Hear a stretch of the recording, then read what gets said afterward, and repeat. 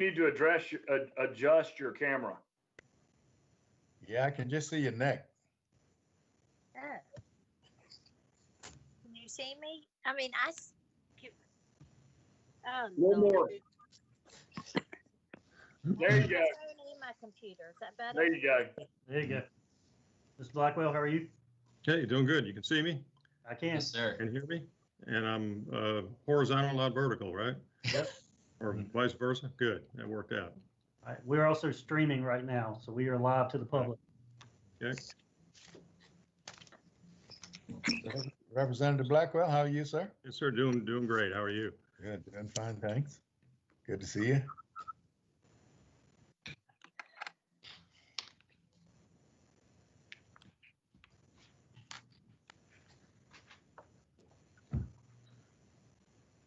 Who else are we waiting on? We are waiting. Representative Calhoun, Representative Cogswell, Representative Erickson is just going to be running a few minutes behind Representative Garvin and Representative McDaniel.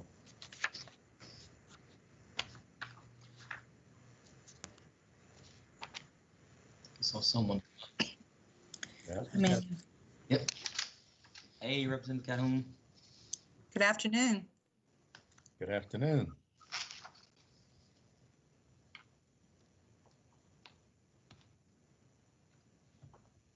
This is exciting. So my thing has 2 meetings. Are there 2 separate meetings? Not to my knowledge. Not right now. Because it's showing meeting now. In the second one, it has Annie and William. Unless he's on the phone. Cogswell. Can y'all hear me? This is William. Yeah, hey, Mr. Cogswell, we got you. Good. All right.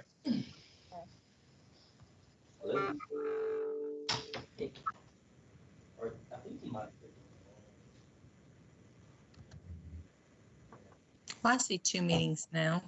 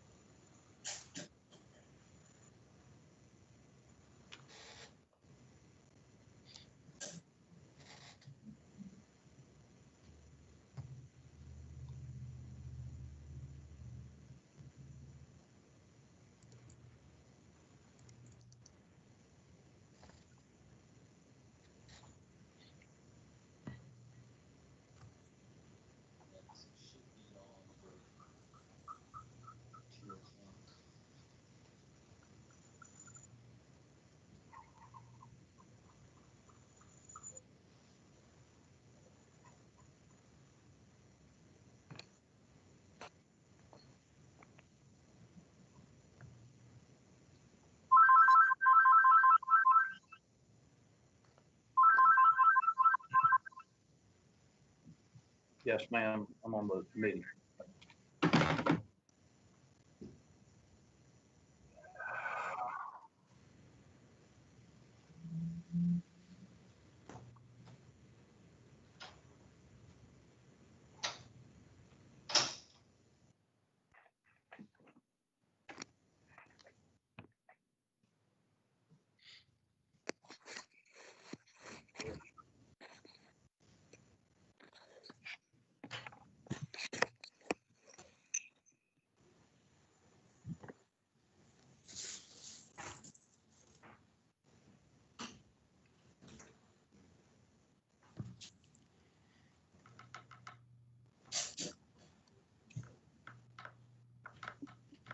Did anybody's screen just show that Annie was in the lobby?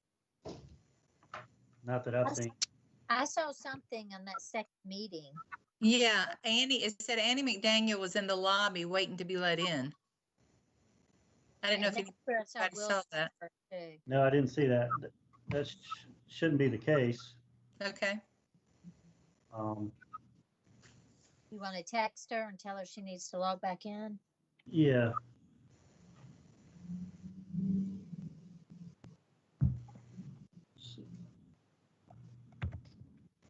And is my face in it? I don't even know. Or is it my neck again? Your neck's in. Is my Yes. face or just? Can't see your eyes. I can't see your eyes. Oh, you can't? There you are. Yes, now I can see your eyes.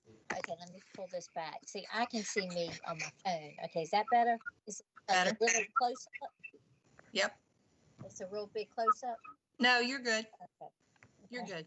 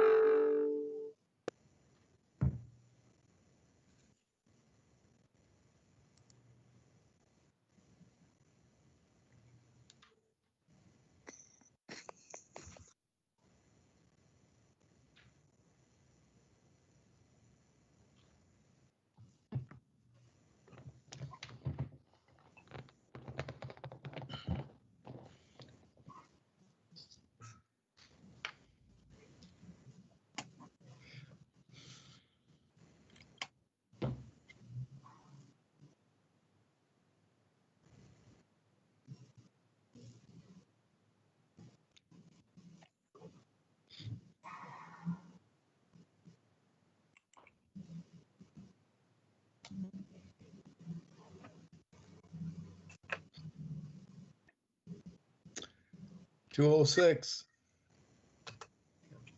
Do we have everybody on board? Michael's trying to help Miss McDaniel get in. I think Miss Erickson's going to be a few minutes late. So if we can get Miss McDaniel in, we probably can get started. Seems to be some technical difficulties. Yeah, Representative McDaniel is trying to get in, so she's working through that. LSA is getting her in the meeting, so she should be on in a moment. I think she went on to another meeting, I think.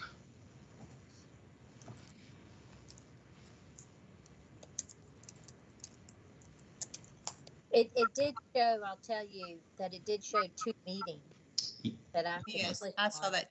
I saw that too, Beth.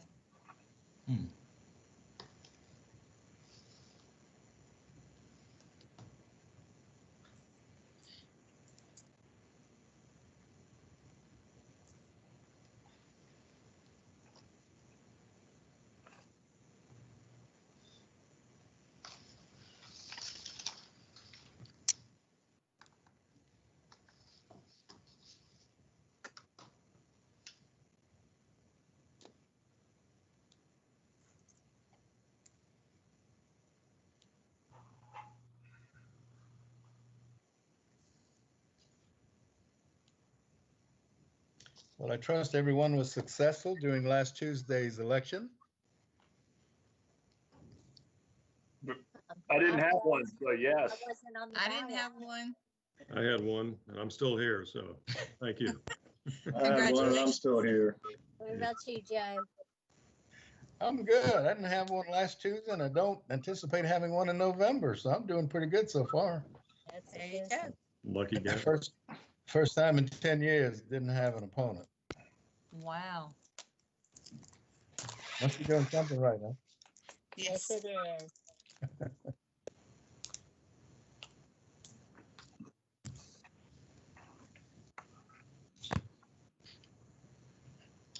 Representative Garvin said he's running about 10 minutes behind as well.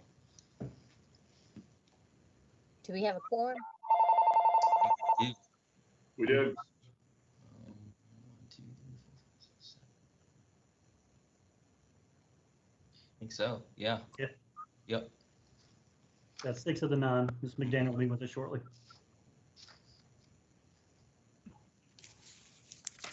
Do we want to go ahead and get started? Yeah, I mean, if everybody's ready, why don't we? I just don't want anybody to, what time is it? 2:10? Yes, Yeah. sir. Yes, sir. Okay, let's go on and, Michael, you want to start or who wants Yep. to? Yep. Yep, we'll start. So first, thank you, Chairman Finley and members on the committee for allowing us to staff this committee. The Employment Workforce Business and Employment Committee is basically formed to look at statutes and identify what barriers are out there in regards to businesses opening. What are some of the issues with getting the workforce back to work? So we really wanted to have discussions. The first meeting was going to be led by members' discussions on the committee, and look at some of those things that may be happening in your areas in regards to businesses opening back up and folks getting back to work. And subsequent meetings, we'll be looking at inviting stakeholders to join the conversations. And at the end of the committee's work, we'll be making recommendations to the speaker on how we can address some of these issues. Just a few kind of housekeeping things.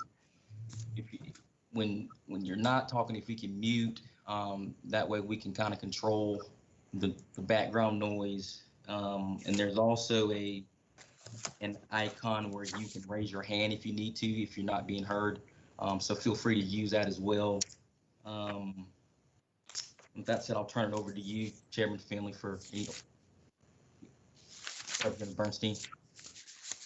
I don't know if this is appropriate at this time. And I see Joe Jefferson, and he might be more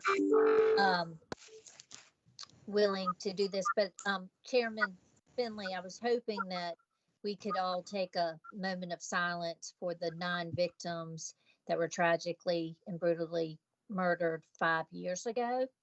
And that includes our beloved colleague, Clemente Pickney. And Joe, I would defer to you if the chairman allows to say any words that you may want to say too, but I would ask that we take a moment of silence.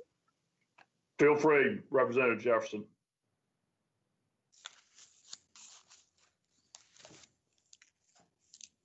Yeah, I can't hear him either.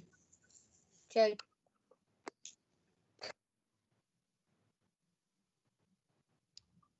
Want me to just make some comments or just have a word of prayer? How about word of prayer, word of silence, whatever's appropriate. Okay. Well, first of all, I just found out that one of our colleagues, Representative J.A. Moore, sister was one of the person who was killed. So certainly we want to wish him the very best. And of course, hoping that things will become better as a result of what has happened over the last 2 or 3 weeks. And we'll all be better for it. And as long as we can communicate and come together and just appreciate and enjoy this life that we all have and just protect each other, I think this will go a long way. Having said that, let us have a word of prayer. Dear wise and almighty God, we come to you as humbly as we know how, just to say thank you, Lord. Thank you for blessings seen and unseen. Thank you, Lord, for our family, our friends, and our acquaintances. Thank you, Lord, for the bad days, for they help us to better appreciate the good ones. Now, bless us, Lord, mend us where we're broken, make us strong where we're weak. Give us, Lord, the faith to believe our tomorrow will be brighter than our yesterday. Hold us, Lord, keep us in the palm of your hands. Give us faith to keep holding on. Also bless our leader, all of us who are assembled here today, that we will be successful in our endeavors. This is our prayer today. Amen. Amen. Thank you, sir.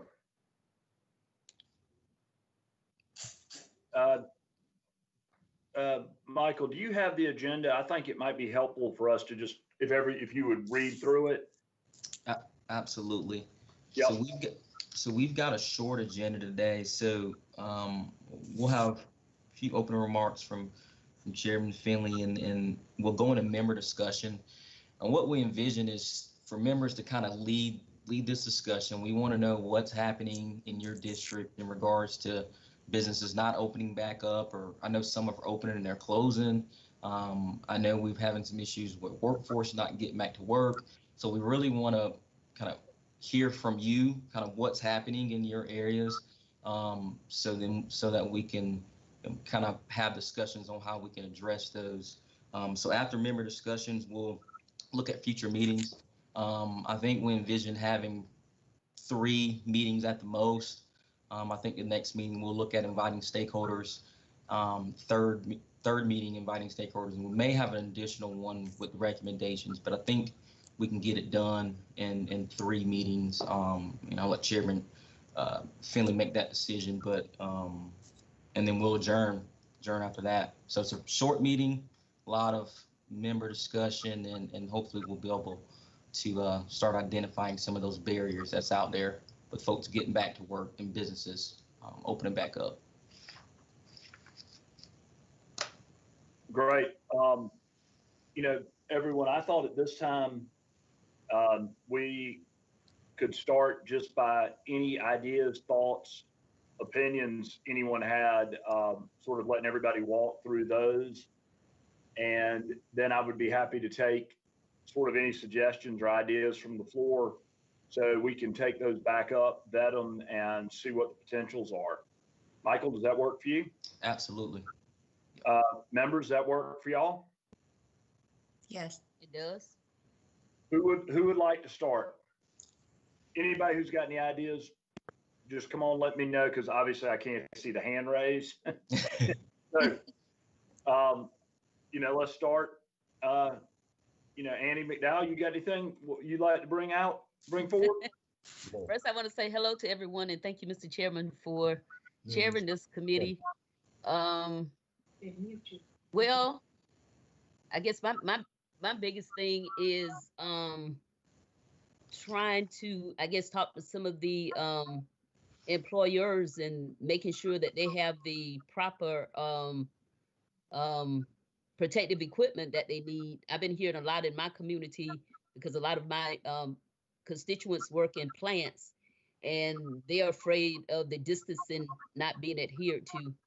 And if I don't know what we can do to kind of make that happen to assure that these companies are adhering to the social distancing and some of the making sure they have the protective equipment on.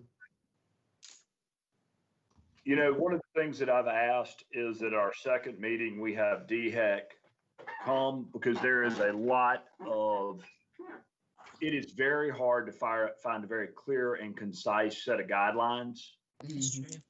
For example, Sunday morning, I had a constituent in Columbia call me terrified about having had an employee who tested positive, but the employee had not worked in the better part of 10 days and really not understanding what she needed to do. And I was able to put her in contact with DHEC, but DHEC is not going to be able to talk to everybody individually. Right.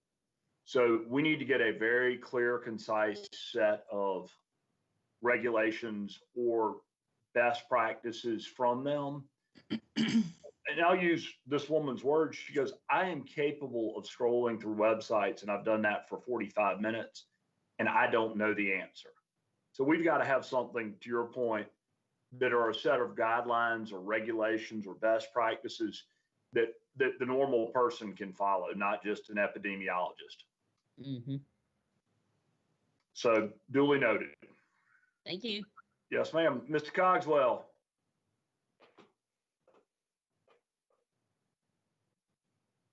Here I am. I think getting people back to work is pretty critical. We've had a lot of restaurants are struggling down here, and some of them that have tried to go back to work have had seen a spike in cases. So I think that Kirkman, the DHEC regulations, just clearly understanding that and what the protocol should be will be important. I think that on a larger scale, we're going to need to look at, how we're going to deal with the economic repercussions that this is going to, or already has created, and what the state can do to help these businesses, help these employees, employers get back to some semblance of normalcy. So, Thank you. And William, I completely agree with you. One of the things I'm going to bring up at the end of the meeting, and one of the ideas I'm going to be pushing is sort of a micro grant / loan project for very small amounts of money for small businesses and individuals who might not otherwise be caught up in the programs. But I agree with you, the dislocation in the industry has been dramatic. And across, I'm in the restaurant business. It is a beating right now, and it's probably not going to get better anytime soon. So I appreciate it. Mrs. Erickson, and I'll tell everybody how I'm going. I'm looking at the icons on the bottom of my screen and just going left to right. So I don't think that there's any special order other than just sort of the chance of that. Got it. Hello, everybody. Thank you, Mr. Chairman. I'm a small business owner too, and they've really gotten hit coming and going. The hotels and the restaurants and our retail folks, they're holding on. They're on a shoestring, and I'd say that they are my largest concern, especially given my area and the tourism piece. The small business folks are going to be affected drastically too if we don't shore up unemployment insurance fund. So I think we've got to take care of that. Otherwise, we're going to see them hit with some huge liabilities to be able to make that whole. The grant program like Greenville rolled out for their folks is very appealing to me. There's a very small part of that going on with DSS right now on some of our 4K providers. And First Steps has been handling the 4K piece of it. They've continued to pay for those slots, just like the State Department has continued with its 4K money from the public schools, so that the contracts that were let aren't being thrown to the wayside. But the piece that's kind of missing out there is how childcare can support these businesses and these folks who can't really afford to pay for childcare and may not be listed under DSS's list of critical employment. Right now, they're covering some nurses and teachers and doctors and first responders, but our folks in the retail management and hotel management, they're just as critical to our economy as those folks are to our health. So I think we've got to look at how we bridge that gap, because they can't go to work if half the child care centers in our state are staying closed. And that's what's happening. Some of the businesses have stepped up. I've helped several come up with ideas of how to put some child care in their places. But that's another expensive thing for them to do when they're barely keeping their doors open. So it's kind of a catch-22. We've got a really complicated scenario to navigate. But I appreciate this committee for working on it. The only piece that I think we really have to answer for the grant piece, Mr. Chairman, and you might have an answer on this. I don't. Greenville had a grant process already in place within the structure of their organization. And I don't know where that works out, what the state has available to do that. And I think if we are going to do those grants to help folks out, we've got to be real careful about who we place in that position of responsibility, and the task could be monumental. So, I mean, they also got to be able to handle the amount of workload. Our unemployment payments are leveling off. We've still got some folks coming in, but they're not as bad as they were before. And from my section on Ways and Means, I can tell you that I'm going to have some pretty serious conversations about what happened in that agency too, to support our workforce and our work from our companies. So that's what I've got today, and I thank everybody for your time. Thank you, ma'am. One of the things in the 08-09 we learned was how important it was to be able to get children back in school and back in some type of care so parents could go back to work. I think it makes pretty good sense. And many of these, I think we just all need to realize we're throwing our best ideas out there and don't have answers. This is our sort of trying to put the list up on the whiteboard. Yep. Representative Blackwell, what you got for me, my friend? Thank you, Mr. Chairman. Well, I'm just thinking about the Aiken community and the types of things I've been working on. Obviously, when this whole pandemic broke, I think we probably all helped a lot of constituents with unemployment filings. I know I did. And as a small business owner, I had people myself that I had to furlough for a period of time, and I had to work with them as the employer to try to help them through that process. And it was a real challenge in the beginning. If you experienced any of that yourself as an employer or had friends that tried to file unemployment, it was a real challenge. But it seems to have evened out and is working much better. At least that's been my experience on this end. Business-wise, a lot of folks have been interested in the PPP program, and I think that's helped a number of folks around the state. And for me personally, as a business owner, I'm really interested in what the Liability Protection Committee is working on, because we all have some exposure there as employers, and we need to make sure that that group, if we can support them in any way, we need to make sure that they get their work done and we get some type of liability protection in place for the state's employers. That just seems to be really critical to me. As we were talking about DHEC early, Mr. Chairman, you made a comment. It occurred to me, maybe if we could have some type of employer hotline at DHEC for when you do have a positive case turn up in your facility. We've been very fortunate here at BNS. We have had no positive cases with any employees or any of their family members. But we need to have we do have a plan in place as to what to do when that occurs. So if there was a central location, a hotline, if you will, that we could call as an employer and say, we have a positive case, what's our best course of action? I think that would be a valuable thing to establish. And maybe it exists right now, I don't know. I would call our DHEC liaison, Rick Caldwell, would be my first call, but that may or may not be the best person to contact. But I think here in Aiken, in the community, obviously, as I mentioned, the unemployment filings have seemed to have leveled off. Some of the major employers, particularly Bridgestone, that had to furlough a number of employees and shut down their plant for a period of time, they're back up and operating. So it seems like we're slowly getting back to normal in that regard. Hospitality industry, that's a real issue, as you've already mentioned, and it's going to continue to be a problem, I think, for many months, really, until we find some type of solution to this virus. So, but thank you for chairing the committee, and I appreciate the time today. As an employer who has dealt with COVID cases in the workplace, I will just tell you that your concerns are 100% correct. And I think we're going to see a rolling series of events. So I think a hotline's a great idea. I think guidelines are a great idea.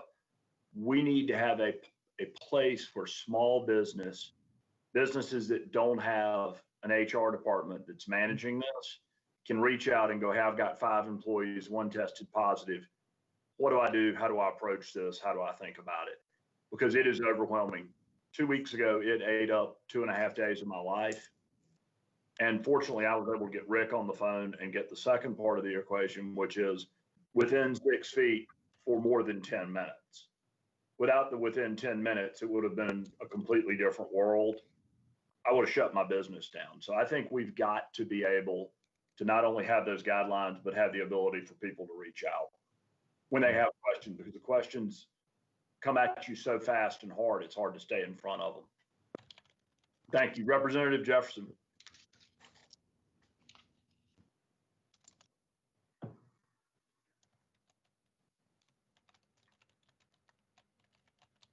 Can't hear. Representative Jefferson, you there? Mr. Jefferson needs to unmute his mic. Can you hear me now? Yes, Yes. sir. Yes. Okay. Thank you, Mr. Chairman. I've got several here. In the upper part of Berkeley County, of course, we've got to be concerned about the homeless population. But more importantly, since many of these health agencies have been going around offering free testing for the virus, we want to make sure that these homeless people are also included in this process, because they just very well might be some of the carriers. So we certainly want to make sure that they're included. We want to also look out for our senior citizens, and I'm not talking about those who are in nursing homes. I just want to make sure that we don't leave our senior citizens out. Hopefully, we have some folk who are willing to go by and check on these folk to make sure that they're doing okay. Want to make sure they have sustainability. I mean, something as simple as food and water and clothing and that sort of thing. And, we also had the folk who were unemployed even before this pandemic occurred. So they are the ones who actually have been falling through the cracks, many of whom have not been able to receive unemployment compensation because of the fact that they were unemployed before this happened. So there are many issues that we need to be aware of and just make sure that we're not leaving anybody out. I think that one of the things that I hope we can address is making sure that we do a good job with some of our most vulnerable communities, because by their definition, they are vulnerable and they're going to need some help. I think many of the things we can do as many small businesses as we can save that are viable long-term, that is a great help in a lot of different ways. So, look forward to working on all those proposals. Some of them may be a little bit outside of our remit, but I think they're all good proposals nonetheless. Representative Bernstein, you there?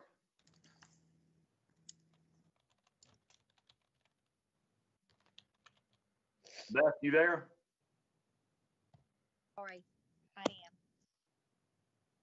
Yes, ma'am.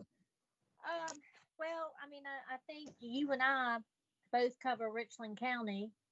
We're seeing the same things. I'm in my law office right now. Can you not hear me? I can't see you. Can't see you. I'm on the camera of my, okay, can you see me now? Yes, ma'am. Or you see my neck? Nope, we see you. I see me. Yep.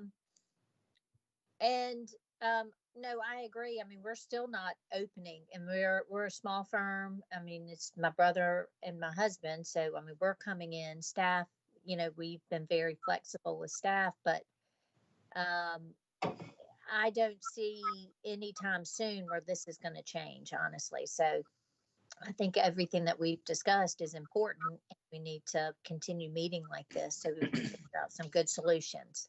And that's, what I have to add. Great. Thank you so much. Representative Calhoun.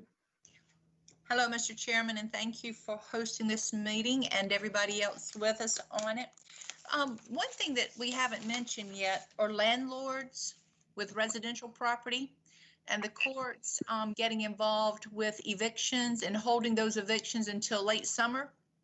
I know a lot of the landlords are not being paid.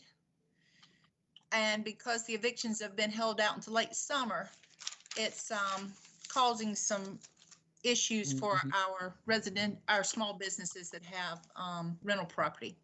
Right. I don't know how we can, but I just bring that to the committee's attention. Michael, do you mind? I know we can't do anything about evictions, but can you bring us up to speed on, at the next meeting, what has been available for landlords under the federal programs? Yes, I'm sir. not sure that there has been much, but it'd be a good thing to know what is available, if anything. Yes, sir. I appreciate it.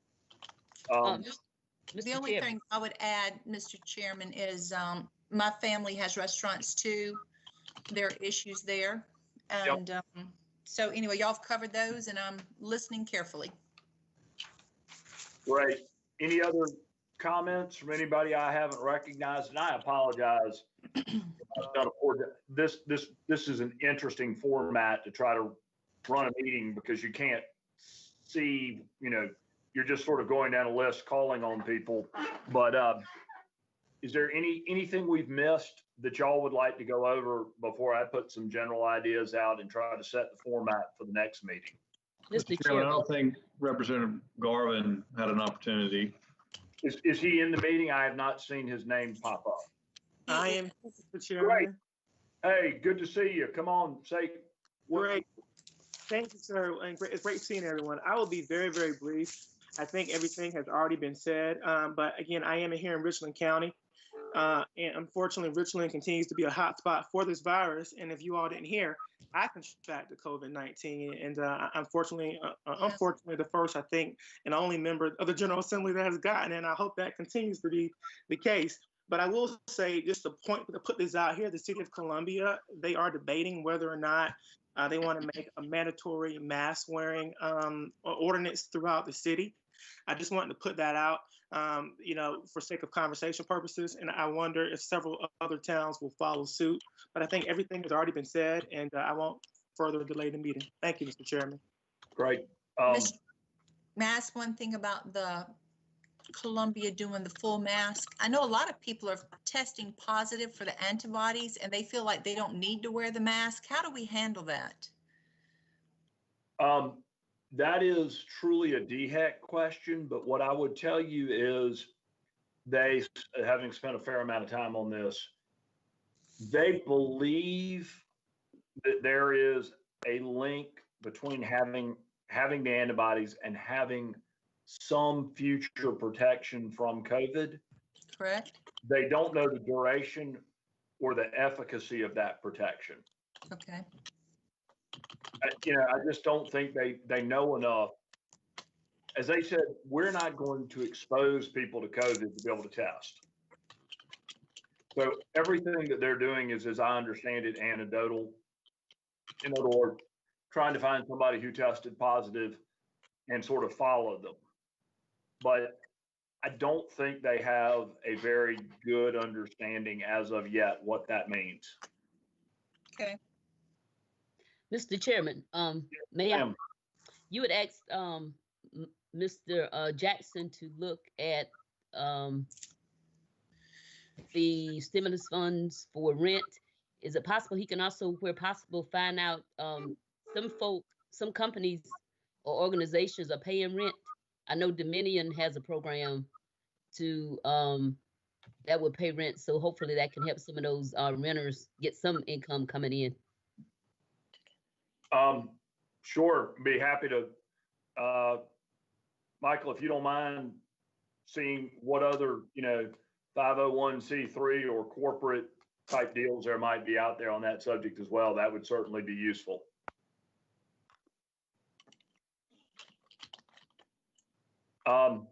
Anybody else got any other big thoughts at this point? Mr. Chairman? Yes, sir. I have had two companies who have called and have indicated to me that, and these notices have been coming from the employees. They have been complaining that several of the employees at some of these plants have been diagnosed with the virus, and they have reported it to their supervisors. I have taken the liberty of calling a Mr. Sims, who's in the governor's office, in hopes that he would relay it on to DHEC personnel, who assured me that he was going to relay it on to DHEC, who in turn would go to these companies. But in talking with the employees who called me from these companies, they have not seen any of DHEC's people who have come in to check on these issues. So is there any other recourses we have for this? Let me make sure I understand. So they've tested positive. I presume that they aren't working. The employees have called me and have indicated to me that they have discovered that there are several workers at the plant who have diagnosed. So I, in turn, have been calling Mr. Sims, who works in the governor's office, who assured me that he would contact the DHEC people to make the report. But in talking back with these people who have called me to report this, they have not seen any of DHEC's people who have come in to see if any of this was factual and whether or not they have done anything about it. They have not noticed a difference. So as I understand it, DHEC has a database on those who've tested positive. So if there are specific names, they should be able to quantify that almost immediately. I cannot imagine a situation where an employer would require or would attempt to require somebody to come into work who's tested positive. DHEC, I am not sure is going into agencies, but I am sure that they would call. But Michael, let's reach out to DHEC. I think part of our program at the next meeting is going to have to be understanding what they do, what they won't do, and how it's working. Mr. Chairman, if I can piggyback on what Jefferson was saying, I had a similar incident here, and the tracing piece of it, I think, is what he's talking about, is how, and I think you said you had a similar situation where how did these people come in contact, and could they possibly have been infected and don't know it, that sort of thing. And DHEC they are struggling, in my opinion, with the tracing portion of it, because it's just a mammoth undertaking when you go back and try to connect all the dots with this thing and how many people are involved. But it would be very helpful to companies, as you've mentioned before, to have here's what you do when someone is tested positive, because people just don't know. And the employees don't know what to ask their employer. So it would be very helpful. And, we're going to have to be very, what, for example, employers are dealing with is HIPAA law, various other laws. Absolutely. You can't require somebody to have a test. No. You just can't do it. So there's a lot of gray in how we deal with this. I hope DHEC will help us move through that sooner rather than later. So Michael, let's continue our discussions with them. I've spoken to Rick.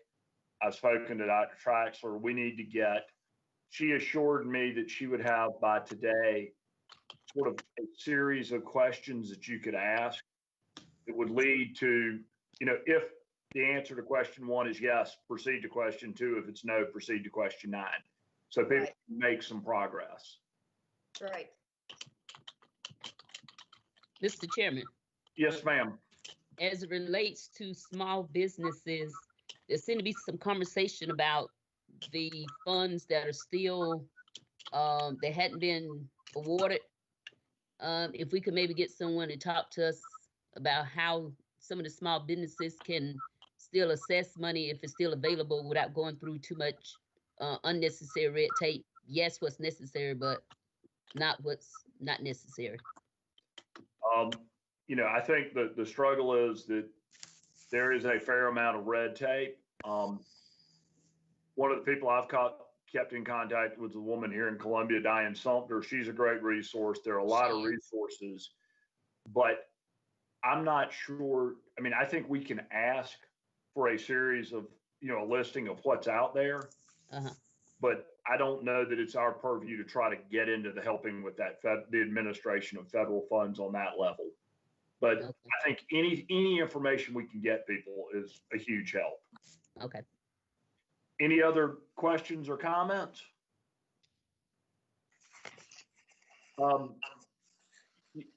Yes, ma'am. Beth, were you going to say something? No, Okay. no, I was just going to say goodbye, but yeah. Well, y'all, one thing that came to my attention, I don't know if y'all saw the Wall Street Journal article from 2 days ago that pointed out that 41% of minority businesses were at risk of going under, or they thought might have gone under in April. Reached out to a couple of people, Representative Howard, Senator Jackson, Diane Sumter, a few others. And the takeaway was that some of these businesses are very, very small, and that a grant, loan, whatever, of maybe no more than $5,000 could be the difference between failure or continuing to be open for business. I am trying to get some data around it, see if we have any capacity, how we would do it, to Representative McDowell's point of view. To her point, it would need to be very light on paperwork. Senator Jackson suggested that, perhaps one of the main criteria was that you'd been in business for several years. So we knew that you weren't just a brand new creation. I don't really have it fleshed out completely, but we are certainly trying to look, because if there is a way we can keep small businesses viable, I think we ought to do everything that we can to do that, or at least to give them a fighting chance, give them a little room to breathe. I've mentioned this to Michael. We spoke yesterday. I pointed Michael in the way of some resources. I've had a chat with Daniel, or I'm having a chat with Daniel, I think tomorrow about it, excuse me. So I think that what I'd love to do, Michael, is if you could begin researching some of these points we brought, and let's set a time for a second meeting and try to get some of these issues pushed forward, because time truly is of the essence. Any comments, questions, anything I can help with? Can I ask one question? Sure. I'm going to wait to talk about this in my community. I'm going to just try to retrieve information to bring to the committee as far as talking about those small loans right now. Will there be any accountability for the small loans? I think there's going to have to be something along the lines of the PPP. But I think part of what we need to realize is that it's going to be trying to keep those businesses running. I agree. And that, we need to realize that the biggest risk will be businesses that fail. For many of these businesses, the longer we may wait, the more likely they are to fail. So I don't know the answers, but I know we need to try to help sooner rather than later. Don't know the magnitude of the problem, but again, I think sooner rather than later. Well, I've talked to several women that who are minorities, who have had issues with their businesses, and I know they would be interested in such a program too, to list in there. Yeah, and I mean, I think if we can do something that's, that was Senator Jackson's point about years in business. That provided some accountability. In other words, you've been in business for several years. Have things changed? What does it look like? I don't have all the answers. I'm happy for any suggestions, but we need to make sure we understand. I think the need is there. How we address it is going to be the difficult part. Absolutely. Mr. Chairman, I somewhat agree with the length of time that the businesses have been open, but there are some viable brand new businesses that were opening up, and I think they can be considered viable as well. So I would hope that we would kind of be a little, I guess, delicate in how we look at the time that they were open, because if they just opened and were just getting started and they were doing things that they needed to and doing them the right way, I don't think they should be penalized if they hadn't been open for 3, 4, 5 years. I agree. I agree. I don't think we're penalizing anybody. We're just trying to make sure that we have a very simple process that flows as quickly as possible. You know what I mean? Yeah, I just think we just need to make sure that we look at everything very delicately so that we do just what you're saying and not leave someone out because of circumstances that are not as what they appear to be. Yes, ma'am. I appreciate it. Michael, will you get back to us with a time and an agenda for the next meeting?